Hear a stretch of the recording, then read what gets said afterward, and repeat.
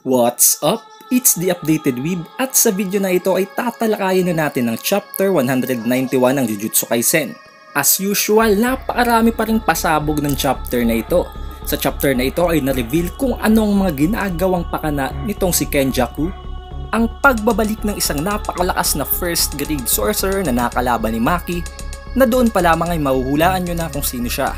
Pero ngayon ay hindi na siya katulad ng dati at kumbagay para lang ang cursed spirit na nagko-confirm natin mamaya sa ating talakayan. Bago ang lahat, kung mapapansin nyo rin ay medyo mahaba ang review natin ngayon kumpara sa mga naunang chapter kahit na iisang chapter lamang ang ating nare-review. Consider it as bawi para sa napakahabang panahon na hindi tayo nag-upload ng mga chapter reviews. Kung nagugustuhan mo naman ang ating mga chapter reviews, ay siguraduhin mo nang nakasubscribe, na-like mo na ang mga videos, at na-ring mo na rin ang bell button. Para naman palagi kang notified tuwing magkakaroon tayo ng bagong chapter reviews or predictions or kahit na anong topic concerning One Punch Man or Jujutsu Kaisen. Isang napakalaking tulong na yon para sa ating channel at para may pagpatuloy pa rin natin ang paggawa ng mga chapter reviews para sa mga latest chapter releases. Kung mapapansin nyo at dahil nga nakikita ko rin na madaming nagko-comment sa comment section na wala daw tayong background music sa ating mga chapter reviews. Yun ay dahil sa mas nagfo-focus tayo sa context ng kwento at hindi sa hype lamang. Mas gusto nating mas maintindihan nyo ang kwento ng Jujutsu Kaisen para mas malinawan kayo sa plot at sa takbo ng storya. So without further ado ay mag-proceed na tayo sa chapter at hand. Konting recap mula sa chapter 190 ay naging magkakampi na nga itong si Kashimo Hajime at si Hakari Kenji. Subalit si Hakari ay putol na ang kaliwang kamay at pansamantalang hindi magamit ang kanyang domain expansion. Samantalang si Panda naman ay nag-revert sa isang bagong form na kung saan ay siya ay parang isang batang panda na lamang dahil nga wala na ang kanyang dalawang cores, ang kanyang big brother Gorilla Core at ang kanyang big sister Triceratops. Nakita din natin na pumasok na sa kwento si Momo Nishimiya, pati si Charles na akala natin ay patay na ngunit buhay pa pala at kasama na nila ngayon sa grupo. Sa paglipat naman natin sa Sakurajima Colony ay makikita nating nandito na nga si Kamo Noritoshi at maging si Maki Zenin na talagang inaantay ng lahat dahil sa kanyang napakalaking power-up sa pagsasakripisyo ni Mai. Nakita rin natin ang pag-emerge ng isang napakalaking worm-like cursed spirit sa colony na ito na maging ang kanyang sariling Kogane ay natatakot sa kanya dahil sa kanyang kakaibang pag-uugali. Bago natin simulan ng talakayan ay magkakaroon muna tayo ng konting pagpapaliwanag sa katanungan ng iba nating mga manonood. Dahil alam nyo namang palagi kong binabasa ang lahat ng inyong comments at napansin kong may ibang naguguluhan sa kung ano ang nangyari sa chapter 190. Kaya sasagutin muna natin ito para mawala na ang ating confusion at mas malinawan na tayong lahat. Unahin na natin ang tanong ni Idol Mike Rose Cervantes. Kung babalikan natin ang series na animated na ay nakita nga nating hindi nakakakita ng cursed spirit itong si Maki. Kaya naman kinakailangan niya pang gumamit ng isang salamin na imbued with cursed energy upang makita niya ang cursed spirit at upang ma-exorcise niya ito gamit ang mga cursed tools. Subalit nang dahil sa kanyang power-up matapos ang pagkamatay ng kanyang kapatid na si Mai, ay para bang na-enhance lalo ang kanyang 5 senses na kaya niya nang masense ang mga cursed spirit tulad na lamang ni Toji. So basically, hindi niya na kailangan gumamit ng mga glasses na imbued with cursed energy para ma-exorcise o makita ang mga cursed spirits. Ang pangalawa naman ay kay Idol Emmanuel Gon.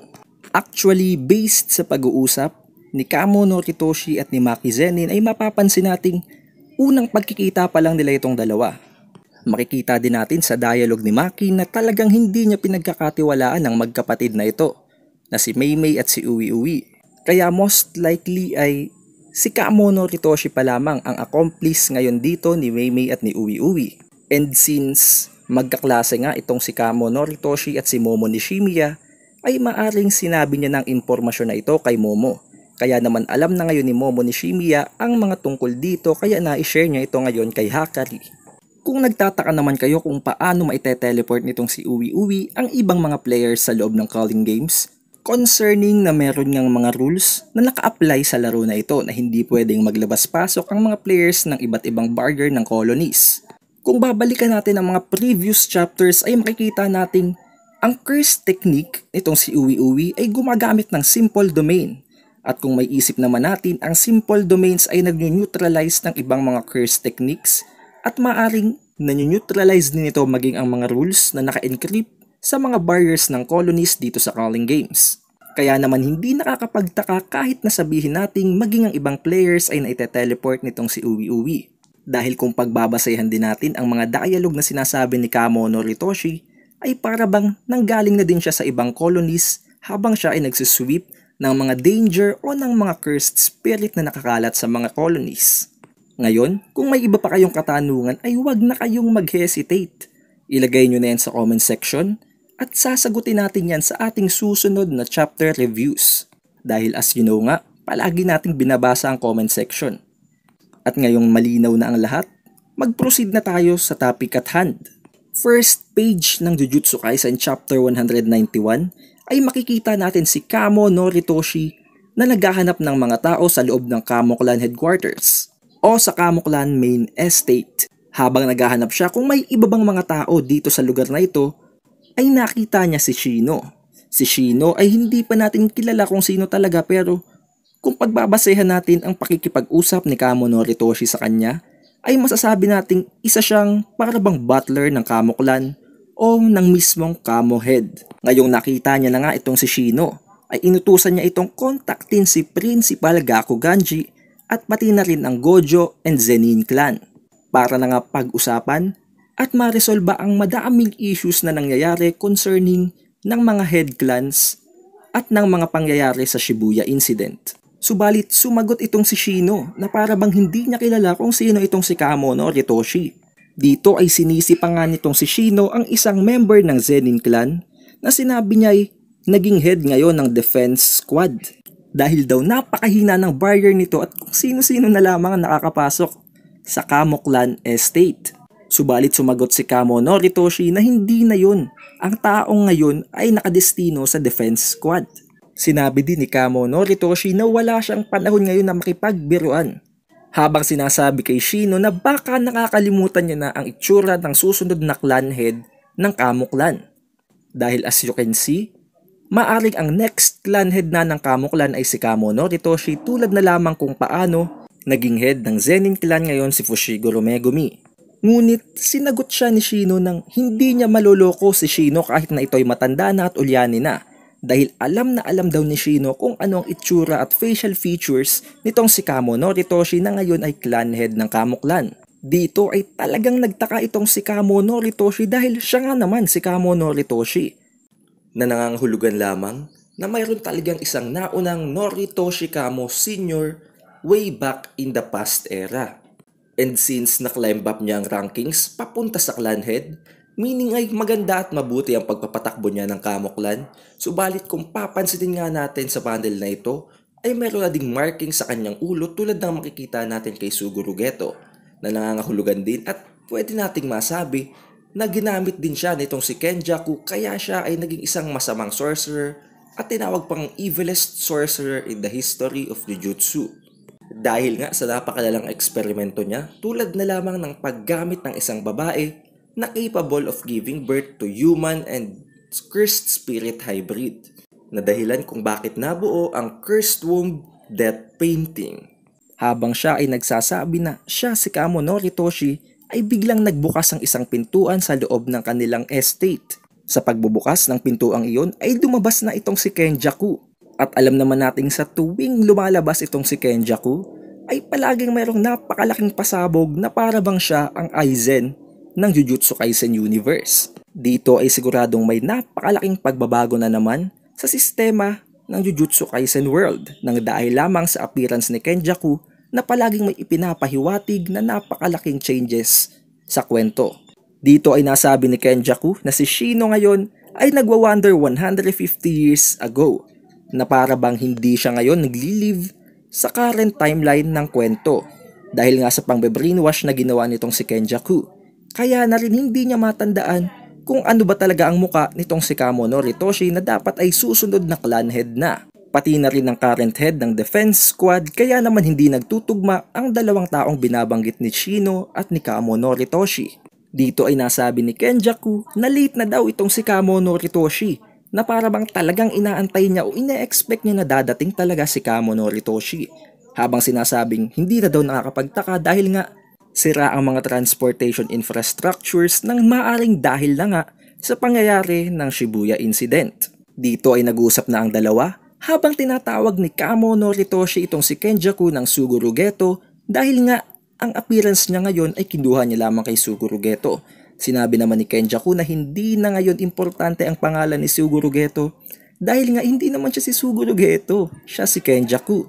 At kinuha niya lamang ang identity ni Suguru Geto dahil kailangan niya ang curse technique nitong si Suguru Geto upang ma-exact ang kanyang mga plano dahil nga napaka-inline ng cursed spirit manipulation na technique ni Suguru Geto para sa kanyang mga plano. Ngayon, dito na natin sisimulan ang napakagulong revelations nang dahil sa mga kagagawan nitong si Kenjaku. Subalit huwag kayong mag-alala dahil i-explain ko ito in a way na mas maikli at mas madaling maintindihan para hindi na kayo mahirapan at para makuha nyo ng malinaw ang kwento ng chapter 191. Nasabi dito ni Kenjaku na ang mga pangyayari sa Shibuya incident tulad ng pagkakasil ni Gojo Satoru sa Prison Realm ay maaaring gawa daw ng isang member ng Kamo Clan dahil alam naman nating hindi manggagaling ang traitor na ito sa Gojo Clan o sa Zenin Clan. Dahil unang-una, si Gojo Satoru ay galing sa Gojo Clan at sa Zenin Clan naman ay may bago ng head na si Fushiguro Megumi. At kung gano'n na nga ang nangyayari na may isang traitor na nagmula sa Kamo Clan which is a part of a conservative faction ng Jujutsu Headquarters, ay meaning nakokontrol na ngayon ang Jujutsu Headquarters at nagsisilbi na itong isang puppet sa traitor na ito. Pero since ang katawan ngayon na ginagamit ni Kenjaku na si Suguru Geto ay nakareceive pa rin ng execution order, meaning ay hindi pa completely na take over na kung sinong mastermind ang buong Kamo Clan o maging ang buong Jujutsu Headquarters. Kaya naman naisip niya na gamitin ang Kamo Clan upang i-contact si Principal Gakuganji dahil si Principal Gakuganji ay highly trusted ng conservative faction kaya plano niyang gamitin ang estado na ito ni Principal Gakuganji upang mag-apela sa Jujutsu Headquarters para pigilan ang order na kung saan ay magiging krimen o isang violation ang pagpapakawala kay Gojo Satoru sa Prison Realm. Since naisip niya na kung sakali in the near future ay kailangan niyang tumulong sa pagpapakawala kay Gojo Satoru sa Prison Realm, ay magkakaroon siya ng problema dahil sa magiging rule na ito. Sinabi ni Kenjaku na ang mga planong ito ang tumatakbo ngayon sa isip nitong si Kamo no Ritoshi at pinuri niya pa nga ito dahil daw sa napakamurang edad at dahil sa isa pa lamang siyang estudyante ay nakakapag-isip na siya ng ganto kalalim at nakakabuo ng napakasolid na mga plano na maging ang ibang higher-ups ay hindi kayang gawin. Subalit dito ay inamin na nga nitong si Kenjaku na ang buong Jujutsu Headquarters ay nasa kanyang kontrol na. Hinayaan niya na magkaroon ng execution order para kay Suguru Geto upang malaman niya kung sino ang nagpupush sa magiging rule na ito. Habang unti-unti niyang ina-identify kung sino ang sumasang-ayon sa execution order na ito kay Suguru Geto, ay isa-isa din niyang pinatay ang mga ito upang makontrol niya na ng husto ang Jujutsu Headquarters. Sinabi din niya na hinayaan niya talaga na si Yuta Okutsu ang i-appoint na executioner para kay Yuji Itadori upang ma-identify din kung sino talaga ang mga kampe ni Gojo Satoru sa loob ng headquarters. Dahil alam niya na si Yuta Okutsu ay hindi talaga nila mauutusan na patayin si Yuji Itadori dahil ito nga ay isang alaga ni Gojo Satoru. Katulad na rin lang kung paano inalagaan ni Gojo Satoru si Yuta Okutsu. Katulad na rin lang kung paano niya pinatay ang mga taong nag-push para sa execution order kay Suguru Geto, ay pinatay niya rin ang mga taong nag-push na i-appoint si Yuta Okutsu bilang executioner ni Yuji Itadori. Therefore, nalinis niya na ngayon ang Jujutsu Headquarters, meaning completely nakokontrol niya na ngayon ang pinaka-head o ang pinaka-core ng Jujutsu. Dahil dito ay completely na broke na itong will ni Kamo no Ritoshi na mapigilan ang mga planong ito ni Kenjaku. Dahil na-realize niya na nga na ang pag-asang kanyang hinahabol ay byproduct lamang ng mga planong ginawa nitong si Kenjaku. Dahil dito ay nasabi na nitong si Kenjaku na hawak niya na ngayon ang pinaka-core ng conservative faction na Kamuklan at maging ang utak ngayon ng 25th head ng Kamuklan. Matapos yon ay sinabi niya na ngayon kay Kamo Noritoshi na wala na siyang lugar sa kanilang clan habang sinasabing hindi na sila magkikitang muli. Dahil dito ay agad na nag-ready itong si Kamo Noritoshi habang ginagamit ang kanyang blood manipulation curse technique upang i-reinforce ang kanyang katawan kung sakaling umataking biglaan itong si Kenjaku. Subalit hindi siya inatake ni Kenjaku bagkus ay tinawanan lamang siya habang sinasabing hindi niya napapatayin itong si Kamo Noritoshi dahil kahit naman daw mabuhay pa itong si Kamo Noritoshi ay wala naman siyang magagawa. At kung papatayin niya itong si Kamo Noritoshi ay magkakalat lamang sa room na kung saan siya ay naroroon at ayaw naman niyang madumihan pa ang historic place na ito. Ngunit sigurado akong maging ang pagsaspare ng buhay na ito ni Kamo Noritoshi ay hindi lamang sa dahilan na wala siyang magagawa kahit na siya ay mabuhay. Siguradong may plano na naman itong si Kenjaku kaya hinayaan niyang mabuhay itong si Kamo Noritoshi dahil maaaring may purpose pa siya para sa kanyang mga future schemes. Dahil kung papansinin natin, ang blood manipulation curse technique ay napaka-importante kung sakaling kailanganin niya ito. Talaga namang sa tuwing magpapakita itong si Kenjaku ay napapabilib niya tayo kahit na siya ay kalaban. Dahil nga sa sobrang talino niya at sa napakagandang mga plano niya sa lahat ng nangyayari sa Jujutsu Kaisen. Proceeding with the next panel ay ito na nga ang inaantay nating lahat. Makikita na naman natin si Maki Zenin at si Kamo Noritoshi na nasa Sakurajima clan habang sila ay nakatingin sa taas na kung saan ay may nag-e-emerge na unknown creature. Dahil nga sa napaka-unusual na itsura ng creature na lumalabas na ito, ay napatanong itong si Kamo kung isa bang cursed spirit ito habang sinasagot siya ni Maki Zenin na kung hindi yan cursed spirit o isang tao ay ibig sabihin maging ang itsura ni Panda ay dapat i-consider na din na isang tao. Subalit sa loob-loob niya ay may nararamdaman siyang isang napakakakaibang sensation na dahilan kung bakit maging si Kamo Noritoshi ay nagtataka kung cursed spirit ba ito o hindi. Dito ay makikita na nga natin ang big fat worm na ito habang siya ay nakalutang sa itaas. Meaning ba nito may transportation na ability ang big fat worm? Makikita din natin dito na unti-unti siyang nagsasalita. Habang tumitingin siya sa paligid ng Sakurajima Colony, ay paulit-ulit niyang binabanggit ang salitang ma. Habang si Kamo Noritoshi naman at si Maki Zenin ay nakatingin sa cursed spirit na ito, ay nagulat na lamang sila sa napakabilis na movement nito paibaba o pasugod nga sa kanilang dalawa. Pero syempre, knowing Kamo Noritoshi and Maki Zenin ay hindi naman magpapabaya ang dalawang ito. Agad silang pumasok ng kanilang defensive stance habang inaantay na lumapit ang cursed spirit na ito na big fat worm.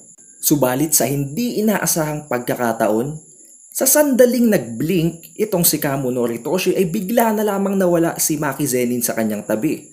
Habang nakikita nating wasak-wasak na nga ang dinaanan ng cursed spirit na ito. Meaning, sa sobrang bilis ng movement ng big fat worm, habang tinatangay si Maki Zenin ay napunta na sila sa isang napakalayong lugar dahil kung titingnan nga natin, ang trajectory na dinaanan ng big fat worm na ito ay makikita nga natin dahil sa kanyang bilis at lakas ay nabutas maging ang napakatitigas na concrete walls na para bang ang mga structure na ito ay dinaanan ng isang miniature model ng purple ni Gojo Satoru. Hindi makapaniwala itong si Kamo Noritoshi sa sobrang bilis ng movement ng cursed spirit na ito. Maaring dito pa lang ay na-realize niya na ang dahilan kung bakit nagkakaroon sila ng unusual feeling dahil nga sa napakalakas na speed nito. The next panel ay makikita nating napakalayo na nga ng narating ni Maki Zenin at ng big fat worm. Mula sa neighborhood area ay nakarating na sila sa pinakamalapit na forest sa Sakurajima Colony. Nagpatuloy ang movement na ito hanggang sa naisalpak na nga ng big fat worm si Maki Zenin sa isang napakalaking terrain na maaaring napakatigas dahil ito lang ang nakapigil sa kanilang dalawa sa kanilang movement. Kung titingnan natin ang panels ay talagang napakalaki ng big fat worm na ito dahil maging si Maki Zenin na isang tao ay para bang isang napakaliit na pet lamang kung ikukumpara sa laki niya. Pero syempre naman hindi magpapabaya si Maki Zenin na ginaganto lamang siya ng isang cursed spirit. Sa pag-attempt niya ng pagsuntok sa cursed spirit na ito ay hindi siya makapaniwala dahil napakabilis ng movement nito to the point na naiwasan niya ang napakabilis din na atake mula kay Maki Zenin. At hindi lang yon, matapos niyang iwasan o i-dodge ang ataking ito ni Maki Zenin ay agad pa siyang nag-counter attack ng pagsuntok kay Maki. Sa lakas ng suntok na yon ng Big Fat Worm na ito ay napatalsik na naman itong si Maki Zenin, papunta sa isang terrain na naman sa kabila lamang ng kung saan siya ay tumalsik firstly. Talaga namang napakalakas din ng Big Fat Worm na ito dahil maging si Maki Zenin na alam naman nating napakalakas ng physical abilities nang dahil sa kanyang heavenly restriction. Dahil sa atakeng ito ay nakapin down na itong si Maki Zenin sa terrain na kanyang tinalsikan. Habang iniisip niya na napakabilis talaga ng speed ng Big Fat Worm. At ang mas importante pa sa lahat, naramdaman niya na daw ang feeling na ito back then. Meaning, maaring may kinalaman ito sa mga nakalaban niya back in the previous chapters. Unti-unti siyang tumikal sa kung saan siya ay napatalsik ng Big Fat Worm, habang ang Big Fat Worm naman ay nagfa-follow up agad ng isang napakalakas na suntok sa kanya na na-dodge naman niya, kaya ang suntok na ito ay tumama sa terrain na dahilan kung bakit nakita nating nagka-crumble na nga ang terrain na sinuntok ng Big Fat Worm. Subalit hindi pa rin siya nakaiwas dahil kung papansinin nga natin, hindi lamang ang kamay at ang ulo ng Big Fat Worm ang kanyang nagagamit sa pag-atake. Ni-utilize din niya maging ang kanyang katawan at buntot, kaya naman naipit niya itong si Maki Zenin habang siya ay inaatake at pinipin down na naman sa terrain. Dito ay unti-unti na namang nagsasalita ang Big Fat Worm habang sinasabi na naman niya ng paulit-ulit ang ma. Habang unti-unting lumalabas ang napakadaming maggots at may nag-i-emerge na panibagong being or creature mula sa ulo nito. Dito ay lumabas na nga ang isang muka na nagre-resemble kay Naoya habang sinasabi kay Maki na, "Hello, Maki-chan." Nagulat na lamang itong si Maki nang makita niya ang mukha ni Naoya dahil kung matatandaan natin ay tinapos niya na nga ito back in the previous chapters. Pero actually, hindi niya talaga napatay si Naoya Zenin sa kanilang paglalaban dahil unang-una, wala siyang ginagamit na kahit na anong cursed tools na maaaring makapagpatay kay Naoya Zenin sa paggamit ng cursed energy. Kaya naman, habang nakakasurvive itong si Naoya at nagko-crawl habang wasak ang kalahati ng kanyang muka, ay sinaksak siya ng nanay nitong si Maki Zenin gamit ang isang simpleng kitchen knife na alam naman nating hindi imbued with cursed energy. Ngayon, kung babalikan natin ang previous chapters na napakalayo na ngayon sa latest chapter, ay matatandaan nating nabanggit ang tungkol sa pagkamatay ng isang being o maging ng isang sorcerer. Nasabi dito na kapag ang isang sorcerer na mayroong napakadaming negative emotions or regrets bago siya mamatay, ay maaaring may mag-emerge na isang cursed spirit sa kanyang corpse. Subalit kung hindi siya mapapatay directly gamit ang cursed technique, cursed energy or cursed tools, ay maaaring o napakataas nga ng tsansa na sila mismo ay maging isang napakalakas na vengeful spirit o cursed spirit. At kung babalikan natin ang chapter 153, ay makikita nating hindi nga napatay nitong si Maki Zenin gamit ang isang cursed tool itong si Naoya Zenin. Kaya naman ngayon siya ay nag-emerge as a vengeful spirit na napakalakas dahil nga na-overpower nito si Maki lalo na sa kanyang speed. Na maaaring may connection pa rin sa kanyang cursed technique dahil kung mababalikan nga natin ang laban nila ni Maki ay makita nating na-display nga niya dito ang kanyang napakabilis na speed gamit ng kanyang cursed technique. I guess dahil nga ngayon na na-confirm na natin na ang Big Fat Worm ay si Naoya Zenin, maaring tawagin na siya natin ngayon na Wormoya na combination ng Big Fat Worm at ni Naoya. Habang si Maki ay nagtataka kung bakit nandito na ngayon si Naoya na nasa form ngayon ng isang Big Fat Worm, ay sinasabi naman ni Naoya sa kanya na I've also come to this side na maaaring nagpe-pertain na ngayon ay narating na din niya ang point na kung saan ay na-achieve niya na ang awakening ng kanyang katawan, tulad na lamang ng awakening ni Gojo Satoru at ang napakadaya at ang honed skills na heavenly restriction ni Toji Fushiguro. Dahil ang dalawang ito ang natatanging nilalang na ina-admire ni Naoya bilang malalakas. And who knows, maaaring maging si Maki Zenin ay ina-acknowledge niya na bilang isang malakas na nilalang habang sinasabi niya ito sa kanya na I've also come to this side. Pero hindi pa rin nawawala ang kanyang urge na mag-exact ng revenge kay Maki dahil nga sa ginawa nitong pambababoy sa kanya gamit lamang ang isang suntok. Maaaring nasabi nga ito ngayon ni Naoya o ni Wormoya na ngayon ay nasa awakening stage na siya dahil nga nag-mutate na siya into a new form na kung saan ay nasa loob na siya o maaaring siya na nga mismo ang Big Fat Worm. At kung papansinin natin ay napakalakas at mas napakabilis na ngayon ni Naoya. Dahil nga hirap na ngayong mag-keep up si Maki sa kanyang bilis at ngayon ay hindi na siya nalilimit sa flesh ng katawan ng isang tao dahil ngayon ay isa na siyang cursed spirit at maaaring napakatigas na ngayon ng katawan niya na maaaring mag-enhance ng kanyang durability at dahil nga sa kanyang napakalaking katawan ay maaaring madagdagan ng acceleration ng kanyang movement na inline sa kanyang curse technique. Sa confrontation na ito ni Maki at ni Wormoya ay nagtatapos ang chapter 191. Napakadami na namang pasabog sa chapter na ito, ang revelation ng mga pinagagawa ni Kenjaku sa Jujutsu Headquarters at sa Kamoklan at ang panibagong meeting o reunion ngayon sa gitna ni Maki Zenin at ni Wormoya. Talaga namang sa isang chapter lamang ay napakadaming pagbabago sa kwento sa pagpapatuloy ng Jujutsu Kaisen chapters. Alam kong nabitin kayong lahat dahil nga hindi pa dito itinuloy ang paglalaban ni Wormoya at ni Maki Zenin. Subalit hindi nyo kailangang mag-alala dahil nga sa susunod na chapter ay siguradong full POV na naman ng napakagandang laban ng dalawang ito ang i-feature.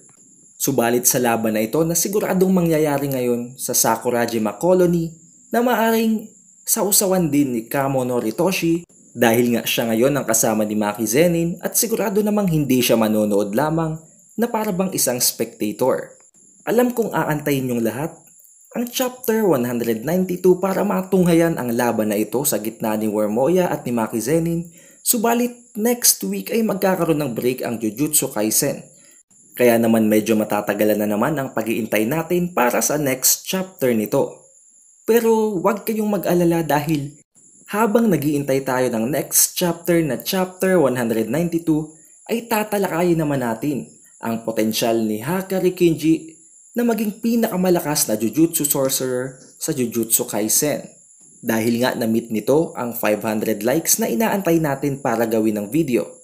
Tulad ng sabi natin kanina, kung may mga katanungan kayo o medyo naguluhan kayo sa chapter review natin na ito, ay siguraduhin nyo nang na-drop nyo na yan sa comment section para masagot na natin sa susunod na video. Anyways, siguraduhin mo nang nakasubscribe ka na at na-ring mo na ang bell button para palagi kang notified tuwing magkakaroon tayo ng new chapter reviews about Jujutsu Kaisen at One Punch Man. Muli, ito si Updated Weeb. I'll see you on the next one.